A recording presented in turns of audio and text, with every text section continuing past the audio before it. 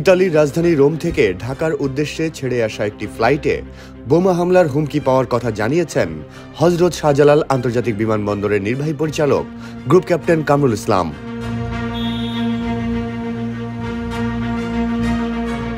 আজ বুধবার সকালে গণমাধ্যমে পাঠানো এক বিবৃতিতে তিনি জানান, রোম থেকে ঢাকাগামী বিমান বাংলাদেশ এয়ারলাইন্সের একটি ফ্লাইটে বোমা হামলার হুমকি আসে।